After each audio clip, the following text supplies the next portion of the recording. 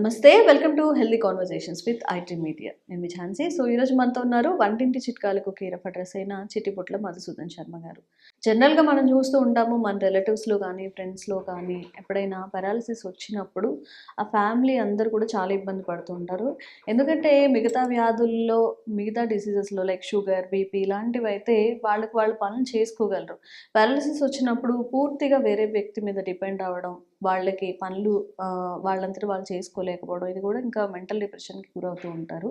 So ఈ paralysis రాకుండా మన ఆయుర్వేదంలో ఎలాంటి వైద్యపరమైన చిట్కాలు ఉన్నాయి, అండ్ వచ్చిన తర్వాత కూడా మళ్ళీ ఇంకొకసారి సెకండ్ టైం కూడా వచ్చే అవకాశం ఉంటుంది, ఒకసారి వచ్చి తగ్గిన తర్వాత కూడా. సో దీని గురించి కూడా, దీనికి సంబంధించి ఇంకా ఏమైనా మెడిసిన్ ఉందా, మన జీవన శైలి కానీ ఆరోగ్యపు అలవాట్లు కానీ ఎలా ఉండాలి, ఈ విషయం గురించి మాట్లాడదాము. నమస్తే సార్. నమస్తే.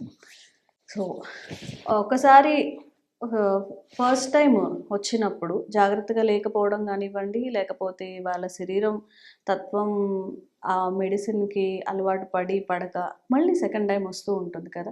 అసలు పారాలిసిస్ రావడానికి ముఖ్య కారణం ఏంటి? ముందుగా బాడీ ఏదైనా సిమ్టమ్స్ని చూపిస్తుందా? ఎలా కనుక్కోవాలి ఒకవేళ పారాలిసిస్ వస్తుంది అంటే? సో పెరాలసిస్ రావడానికి ఎక్కువ కారణాలు, జనరల్ కారణాలు బీపీ కంట్రోల్ ఉండకపోవడము, షుగర్ వ్యాధి కంట్రోల్ ఉండకపోవడము, వయస్సు, అనువంశికత, ఓవర్ వెయిట్, ఇలాంటివన్నీ కూడా కారణభూతాలుగా ఉంటాయి ఇన్ జనరల్గా. సో ఈ వివిధ రకాలైన కారణాల రీత్యా మెదడులో జరిగేటువంటి వివిధ రకాలైనటువంటి మార్పుల వల్ల, అనారోగ్యకరమైనటువంటి పరిణామాల వల్ల ఆ యొక్క ప్రభావము మనకు పెరాలసిస్ రూపంలో వ్యక్తమవుతుంటుందమ్మా. మనకు యాక్చువల్గా బయటికి కనిపించేందుకు చెయ్యి కాలు చచ్చుకోవడము, మాట రాకపోవడం ఇలాంటివి జరుగుతుంటాయి, కానీ జరిగే తతంగం అంతా బ్రెయిన్లో జరుగుతుంటుంది. దీన్నే పక్ష ఆఘాతం అంటారమ్మా. పక్షాఘాతం, పక్షం అంటే హాఫ్ ఆఫ్ ద బాడీ, ఆఘాతం అంటే దెబ్బతినడం. సో దేహంలో సగభాగము దెబ్బతిని చైతన్య రాహిత్యమయ్యి చైతన్య స్థితిని కోల్పోయేటువంటి పరిస్థితి ఏదైతే ఉందో దాన్ని పక్ష ఆఘాతం అంటారమ్మా. పక్షాఘాతం ఆయుర్వేద వైద్య విధానంలో మన మహర్షులు వేలాది సంవత్సరాల క్రితమే ఈ పేరుతో ఈ యొక్క వ్యాధిని గురించి ప్రస్తావించి చక్కటి చికిత్సా విధానాన్ని గురించి కూడా తెలియజేయడం జరిగిందమ్మా. దీన్ని హెమిప్లీజియా, పెరాలసిస్ ఇలాంటి రకరకాల పేర్లతో పిలుస్తుంటారమ్మా. మరి కొన్ని ప్రాంతాల్లో లక్వా అనేటువంటి పేరుతో కూడా పిలుస్తుంటారు అనమాట. ఈ పక్షవాతము లేదా పక్షాఘాతము లేదా హెమిప్లీజియా అనేటువంటి వ్యాధి ఎలా వస్తుందంటమ్మా, రక్తం గట్టిపడడం వల్ల మెదడులో రక్తనాళాలలో రక్తం గడ్డ కట్టడం వల్ల, రక్త సరఫరా ఆటంకం కలగడం వల్ల ఈ పెరాలసిస్ 100లో 90%, 95% మందికి పైన వస్తుంటుందమ్మా. ఎక్కువ శాతం మందిలో, అతి కొద్ది శాతం మందిలో మెదడులో రక్తనాళాలు చిట్టడం వల్ల వస్తుంటుంది అనమాట. ఇన్ జనరల్ ఈ 2 కారణాలతో వస్తుంటుందమ్మా. ఈ యొక్క కొంతమందిలో ఇలాంటి మార్పులు మెదడులో జరిగేటప్పుడు కొంత శాతం మందిలో, కొద్ది మందిలో కొన్ని సంకేతాలు కూడా వ్యక్తమవుతుంటాయి. అంటే ఉన్నట్టుండి మాట తడబడి మాట్లాడేసి కొద్దిసేపు ఉన్న తర్వాత మామూలుగా మాట్లాడుతుంటారు. అదేవిధంగా హాఫ్ ఆఫ్ ద బాడీ అంటే ముఖభాగము కొంత ఏదో స్పర్శ తక్కువైపోయినట్లయిపోయి కొంతసేపు కొన్ని గంటలు ఉన్న తర్వాత మామూలు అయిపోతుంటుంది. అదేవిధంగా హాఫ్ ఆఫ్ ద బాడీ సగభాగం అంటే కాలు కానీ చెయ్యి కానీ కుడివైపు కానీ ఎడమవైపు కానీ కొద్దిసేపు మిగతా భాగాలతో పోల్చుకుంటే కొంచెం మార్పు కలిగినట్లు కనిపించేసేసి కొన్ని గంటల సేపు ఉండి తగ్గిపోతుంటుందమ్మా. అది కొంతమందికి. ఈ యొక్క పరిస్థితిని ట్రాన్సియంట్ ఇస్కిమిక్ అటాక్స్ అంటారమ్మా. ట్రాన్సియంట్ ఇస్కిమిక్ అటాక్స్ అంటారు అనమాట. సో ఆ సమస్య వచ్చినటువంటి వాళ్ళలో 100లో 99% మందికి పైననే ఖచ్చితంగా పెరాలసిస్ వస్తుందమ్మా. కొంతమందికి ఎలాంటి లక్షణాలు కూడా ఉండవు. రాత్రిపూట మరి కుటుంబ సభ్యులతో బాగా సంతోషంగా ఆనందంగా గడుపుతారు. ఉదయం లేచేసరికి ఉన్నటువంటి కుప్పకూలిపోయి ఉంటారు అనమాట. మాట పడిపోవచ్చు, లేదా ఒక భాగం కాలు చేయి పడిపోవచ్చు, స్పర్శ రహితంగా కావచ్చు, ఏవైనా కారణం కావచ్చు.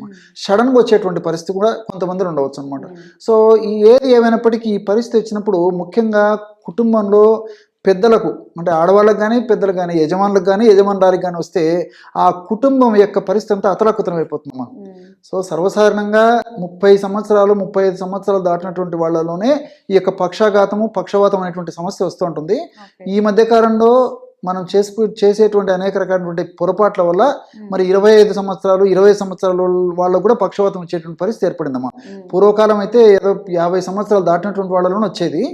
ఈ మధ్యకాలంలో మాత్రం వయస్సుతో నిమిత్తం లేకుండా మరి చిన్న వయసులోనే వస్తుందమ్మా. దీనికి నేను చెప్పినటువంటి కారణాలు. సో ఈ పెరాలసిస్ అనేటువంటి సమస్య వచ్చినప్పుడు ఔషధాన్ని ఎలా తయారు చేసుకోవాలంటే శొంఠి పొడి 20 గ్రాములు తీసుకోవాలి. ఆవాలను కాస్త వేయించేసేసి పొడి చేసుకొని ఒక 20 గ్రాములు తీసుకోవాలి. మిరియాలను కాస్త వేయించేసి పొడి చేసుకొని 20 గ్రాములు తీసుకోవాలి. ఇవన్నీ మనకు తెలిసినటువంటి శొంఠి, ఆవాలు, మిరియాలు. మరొక పదార్థము, ముఖ్యమైనటువంటి పదార్థము, చాలా త్వరగా ఈ యొక్క ఔషధం పనిచేసేందుకు ఉపయోగపడమే కాకుండా ఆ సమస్య మరలా రాకుండా ఉండేందుకు ఉపయోగపడేటువంటి పదార్థము, కాస్త ఖరీదైనప్పటికీ ఇందులో కలుపుకోవడం వల్ల ఫలితాలు మరింత ఫాస్ట్గా ఉంటాయమ్మా. అది అక్కల కర్ర. చాలా కాస్ట్ ఉంటుందమ్మా ఇది. కాబట్టి కొంచెం కాస్ట్ అయినప్పటికీ భరించగలిగి తీసుకోవడం వల్ల చక్కటి ఆరోగ్యం వాళ్ళ సొంతం అవుతుందమ్మా. ఈ అక్కలకర్ర మనకి వేర్లు మనకు మార్కెట్లో దొరుకుతాయి. ఈ యొక్క పొడి కూడా మనకు మార్కెట్లో దొరుకుతుందమ్మా. అక్కలకర్ర పొడి మాత్రం జస్ట్ ఒక 5 గ్రామ్స్ మాత్రమే తీసుకోవాలి. సో మిగతా 20 గ్రామ్స్ అయితే అక్కలకర్ర పొడి జస్ట్ ఒక 5 గ్రామ్స్ తీసుకొని అన్నిటిని కలిపేసి ఒక గాజు సీసాలో నిల్వ ఉంచుకొని రోజు ఉదయం 1 గ్రామ్ ఆహారానికి ఒక అరగంట ముందు, రాత్రిపూట ఆహారానికి ఒక అరగంట ముందు ఒక గ్రామ్ అమ్మా. ఎక్కువ కూడా అవసరం లేదమ్మా. కొద్దిగా పొడి 1 గ్రామ్ పౌడర్. తేనె వాడదైనటువంటి వాళ్ళందరూ కూడా కాస్త తేనెతో కలిపి తీసుకుంటున్నారమ్మా.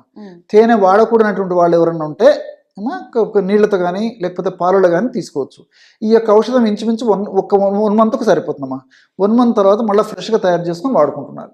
ఈ విధంగా క్రమం తప్పకుండా వాడుకోవడం వల్ల ఫలితాలు చాలా త్వరగా ఉంటాయి. అంతేకాకుండా ఇంతకుముందే మీరు చెప్పినట్లు ఈ సమస్య రాకుండా ఉండేందుకు, మళ్ళా పునరావృతం కాకుండా ఉండేందుకు ఇందులో ఉన్నటువంటి ఔషధ గుణాలు సదా సహాయపడుతూ, చక్కగా ఉపయోగపడుతూ, సదా మన ఆరోగ్యాన్ని కాపాడుతుంటాయమ్మా. మరి ఈ యొక్క ఔషధం వాడుతూ వాళ్ళు వాడేటువంటి ఆధునిక కృత్రిమ రసాయన ఔషధాలు వైద్యులు సూచించిన మేరకు కూడా వాడుకుంటూ ఉండొచ్చమ్మా. మరి అవి ఆపేసి వాడాలని కూడా ఏం లేదమ్మా.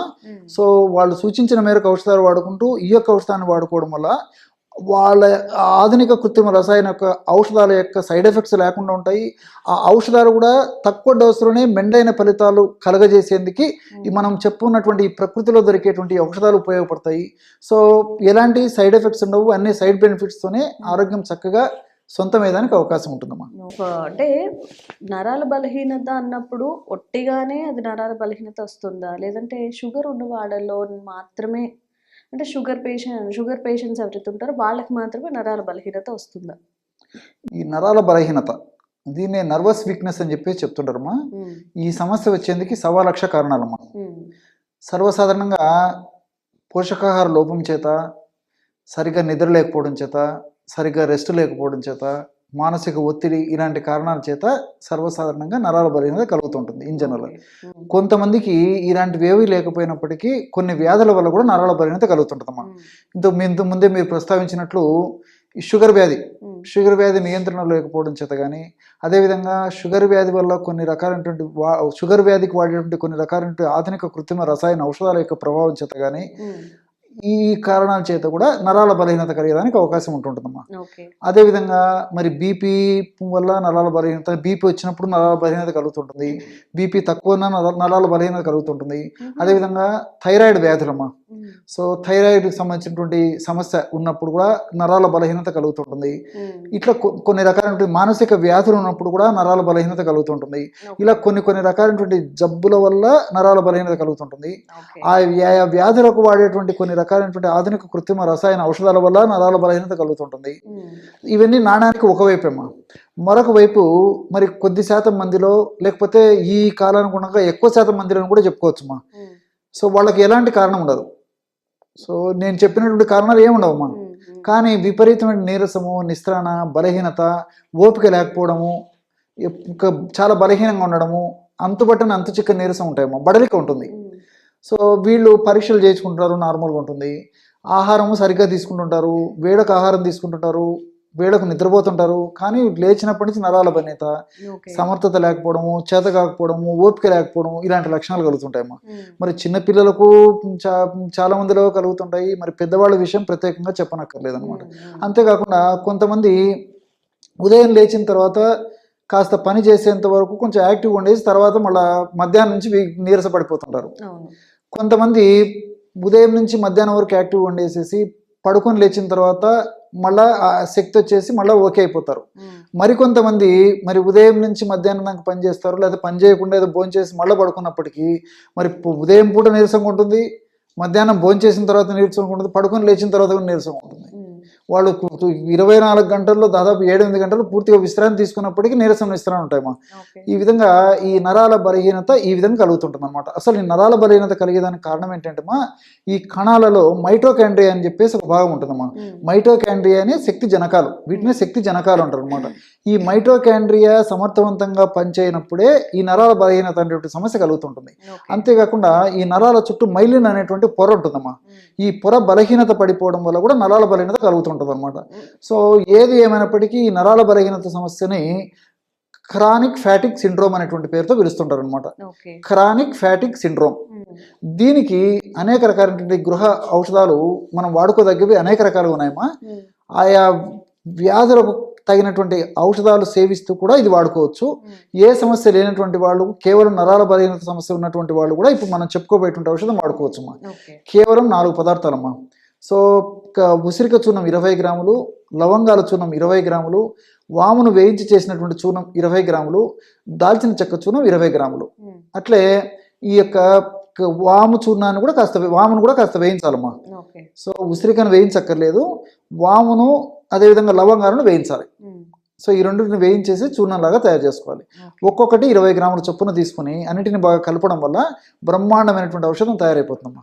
ఇది 40 రోజులకు వస్తుందమ్మా. మీకు క్యాలిక్యులేషన్ కూడా చెప్తాను చూడండి. 80 గ్రాముల ఔషధము 40 రోజులకు వస్తుంది.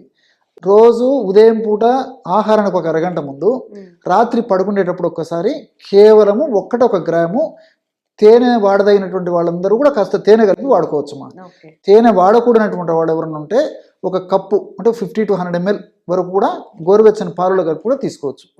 సో లేదంటే ఒకేసారి 2 గ్రాముల ఔషధాన్ని కూడా తీసుకోవచ్చుమా. ఎవరికి ఎలా వీలైతే అలాగ తీసుకోవచ్చు అనమాట. ఉదయం పూట కానీ రాత్రి కానీ ఒకేసారి 2 గ్రాముల ఔషధం ఒకేసారి తీసుకోవచ్చు. కానీ 2 గ్రాముల ఔషధాన్ని ఒకేసారి తీసుకుంటే కొంతమందిలో వేడి లక్షణాలు వస్తాయమ్మా.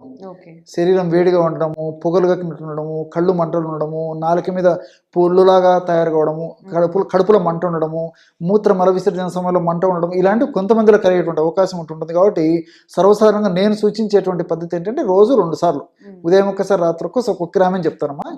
లేని పక్షంలో రోజు 1 గ్రామ్ అని సరిపోతుందమ్మా. సమస్య కొద్దిగా ఉంటే రోజు 1 గ్రామ్ వాడినా సరిపోతుంది. ఈ పద్ధతిలో అవసరమైన నాళ్ళు వాడుకోవచ్చమ్మా. ఒక కోర్సు లాగా వాడేసేసి అవసరమైతే మళ్ళీ ఒక కోర్సు వాడుకోవచ్చు. లేకపోతే మళ్ళీ ఏదో 1 సంవత్సరం, 2 ఏళ్ళు, 3 ఏళ్ళు గ్యాప్ ఇచ్చి మళ్ళీ వాడుకుంటుంటే సరిపోతుందమ్మా. ఈ విధంగా వాడుకోవడం వల్ల మరి ఆ నర్వస్ వీక్నెస్ అనేటువంటి సమస్య తగ్గిపోతుంది. ఆనందంగా, హుషారుగా, ఉల్లాసంగా, ఉత్సాహంగా ఉండేది కూడా అవకాశం ఏర్పడుతుంటుంది. కాబట్టి వైద్యులు చెప్పిన మేరకు ఔషధాలు వాడుకుంటూ కూడా ఇది వాడుకోవచ్చు. మనం ఆధునికంగా ఆలోచన చేసినప్పటికీ ఉసిరికలో క్లోరోజెనిక్ యాసిడ్ అనేటువంటి రసాయన పదార్థము, క్యాంఫరాల్ అనేటువంటి రసాయన పదార్థము, ఇవన్నీ కూడా ప్రత్యక్షంగా పరోక్షంగా ఈ యొక్క నరాలకు చైతన్యాన్ని కలగజేసేందుకు, నరాలకు శక్తినిచ్చేందుకు ఉపయోగపడతాయమ్మా. అంతేకాకుండా ఉసిరికలో ఉన్నటువంటి సి విటమిన్ వ్యాధి నిరోధక శక్తిని పెంచేందుకు, దేహంలో ఉన్నటువంటి ఇన్ఫ్లమేషన్ అనేటువంటి ప్రక్రియను తగ్గించేందుకు, ఇన్ఫ్లమేషన్ రాకుండా ఉండేందుకు కూడా ఈ ఉసిరికలో ఉన్నటువంటి ఈ యొక్క విటమిన్ సి ఉపయోగపడుతుంది. అదేవిధంగా వాములో ఉన్నటువంటి థైమాలు, థైమోక్వినాలు, ఫ్లేవనాయిడ్స్, కార్బోకాలు, ఇలాంటి అనేక రకాలైన రసాయన పదార్థాలు కూడా ప్రత్యక్షంగా పరోక్షంగా మనకు శక్తినిచ్చేటువంటి మైటోకాండ్రియాల సంఖ్యను పెంచడమే కాకుండా వాటి యొక్క పనితీరును పెంచేందుకు కూడా ఉపయోగపడతాయమ్మా. అదేవిధంగా లవంగాల్లో యూజినాల్ అనేటువంటి రసాయన పదార్థం ఉందమ్మా. ఈ యూజినాల్ అనేటువంటి రసాయన పదార్థం ఏం చేస్తుందంటే మెదడులో మనకి ఎస్టైల్ కొలిన్ అనేటువంటి పదార్థాన్ని ఉత్పత్తి బాగా చేస్తుంది. ఎప్పుడైతే ఎస్టైల్ కొలిన్ అనేటువంటి రసాయన పదార్థం ఉత్పత్తి బాగా జరుగుతుందో మనకు మానసిక ఒత్తిడి తగ్గిపోతుంది. నరాల బలహీనత మానసిక ఒత్తిడి వల్ల కలుగుతుంటుందమ్మా. ఈ మానసిక ఒత్తిడి ఎప్పుడైతే తగ్గిపోతుందో మనకు ఆ నరాల బలహీనత సమస్య నుంచి బయటపడవచ్చు. సో ఎస్టైల్ కొలిన్ అనేటువంటి రసాయన పదార్థం యొక్క ఉత్పత్తిని పెంచేసి మానసిక ఒత్తిడిని తగ్గించి నరాల బలహీనత తగ్గించేందుకు కూడా ఈ లవంగాలు ఉపయోగపడతాయమ్మా. అంతేకాకుండా ఇతర అనేక రకాల పోషకాలు కూడా నరాలను చైతన్యవంతం చేసేందుకు లవంగాలు ఉపయోగపడతాయి. చివరగా దాల్చిన చెక్క ఉన్నటువంటి సిసమిక్ యాసిడ్, సినమాల్డిహైడ్, ఇవన్నీ కూడా మైటోకాండ్రియా సంఖ్యను పెంచడమే కాకుండా మైటోకాండ్రియాను శక్తివంతంగా, సమర్థవంతంగా పనిచేసేందుకు ఉపయోగపడడం వల్ల మనకి ఆ నీరసము, నిస్త్రణ, బలహీనత, అంతు చిక్కని బడలిక ఇవన్నీ తగ్గేందుకు అవకాశం ఉంటుందమ్మా. ఓకే. సో ఒక చిన్న టిప్ చాలా అద్భుతంగా పనిచేస్తుంది. సూక్ష్మంలో మోక్షం అమ్మా. తప్పకుండా ట్రై చేయండి. Thank you. ఓకేమ్మా. And for more videos, please subscribe to iDream. Please subscribe to iDream. Please subscribe iDream. And please subscribe to iDream. For more videos, subscribe to iDream. please like, share and subscribe to the channel. Congratulations, iDream. Subscribe to iDream. Subscribe to iDream. So subscribe to iDream Media. IDream team అందరికి huge congratulations. Please subscribe iDream Media. Please subscribe to iDream. Subscribe iDream. Please subscribe to iDream. I dream అంటే నా కళల channel subscribe చేసుకున్న నోరు తిరుగుతలేదు, మీరైతే గంట గుర్తు కొట్టరు. For more such videos, please subscribe to iDream.